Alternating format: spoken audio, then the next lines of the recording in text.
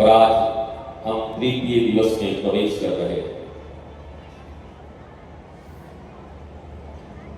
विगत 2 दिनों से हमने देखा कि धर्म का लक्ष्य है आत्मनियंत्रण।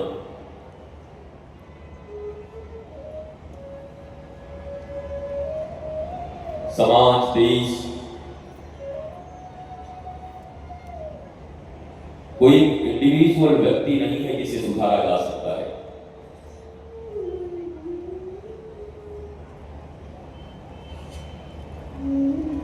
जिस समाज और जिस परिवार के व्यक्ति आत्मनियंत्रित हो,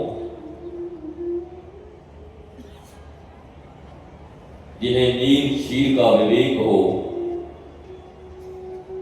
धर्म अधर्म, न्याय अन्याय, शाश्वत नश्वर, क्या अपनाना है क्या छोड़ना है, आहार विहार, चिंतन विचार, एक सब पर नियंत्रण कैसे हो जिसे यह हमारे लिए जीवन सार्थक हो उठे। जो व्यक्ति आत्म कल्याण को उत्सुक होता है, उसी के हाथों राष्ट्र कल्याण हो सकता है। जो आत्म कल्याण स्वयं का नहीं कर सकता, वो न अपने परिवार, न समाज, न राष्ट्र, न मानवता, न प्रकृति, वो किसी का मंगल नहीं कर सकता। जो खुद ही उलझा हुआ हो, दूसरों को क्या सुलझाए।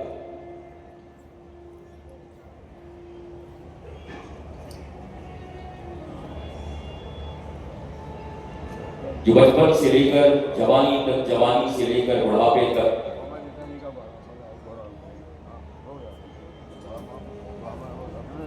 कितना पाऊं, कितना जमा करूं, कहां रखूं, संग्रह करूं,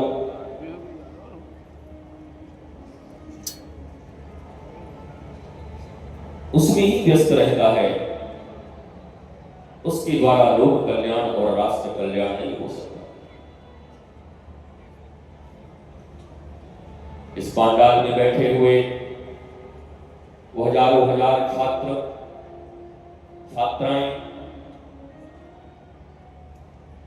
देश के विभिन्न हिस्से से आए हुए अपने जीवन को धन्य करने की आकांक्षा और अभिलाषा पालकर इस भगवतीय पंडाल में बैठे लोग महाराज परीक्षित को जब सुखदेव जी कथा सुनाते हैं तो बस एक ही चीज मांगते हैं, जितासना, जितेंद्रिय, जितश्वास, जितसंग, आसन जीतो।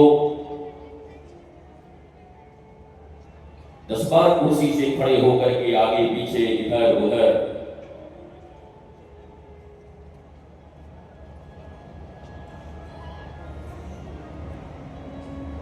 पार्क की भांति इसे न बनाओ, जहां स्थान के लिए बैठ जाओ और घूमना हो, तांडव करना हो तो पीछे बहुत जगह है।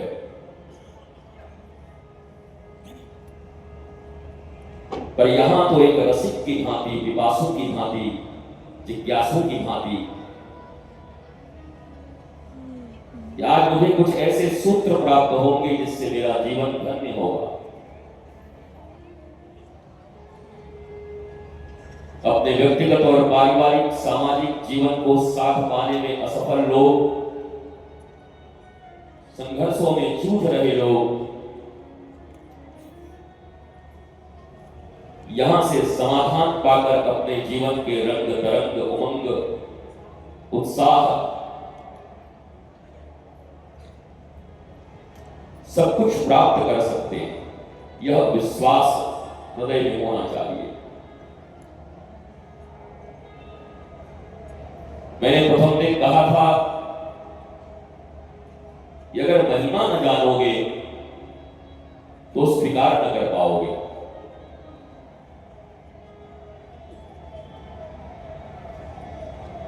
पांडाल में चल रहे इस भगवती राष्ट्र कथा के अलावा अगर तुम्हें ये सायरन सुनाई पड़ रहा है तो तुम पांडाल में बैठने के योग्य भी नहीं हो। बहुतों के गर्दन उधर हो गए, दिलवा दो, बैठोगे, वही आकांक्षा है। तुम्हारे जीवन में जितनी प्राथमिकता ईश्वर को लेकर होगी, तुम्हारे जीवन में कथा को लेकर, धर्म को लेकर, आध्यात्म को लेकर, सन्मार्ग को लेकर, विवेक को लेकर, ज्ञान को लेकर, भक्ति को लेकर जितनी महत्ता होगी तुम उतनी ही रिसीव कर पाओगे, स्वीकार कर पाओगे। नहीं, हमारे भारत धर्म शास्त्र में कहा गया है मरकट वैरागी।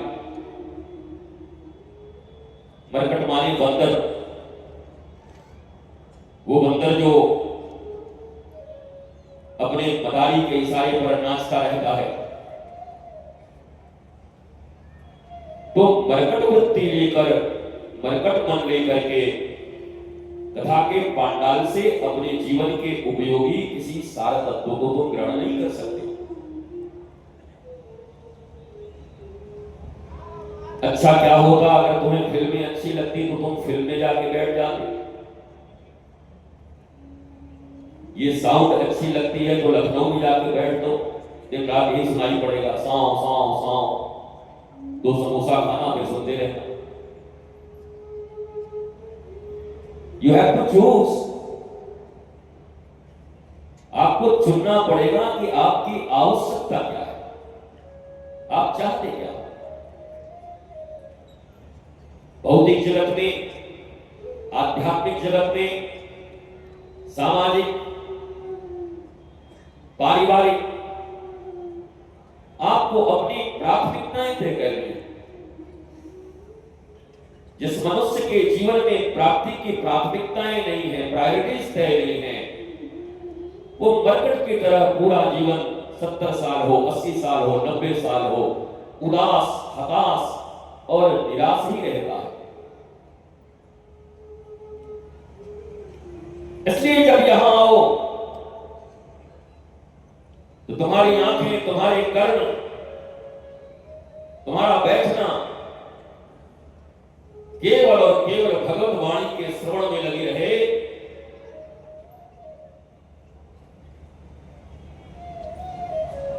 क्योंकि भगवान श्री कृष्ण ने गीता में कहा है कि संसार में जितने भी सफलतम लोगों को, चाहे सांसारिक रूप से ही सफल क्यों ना हो, यद्यपि सफल केवल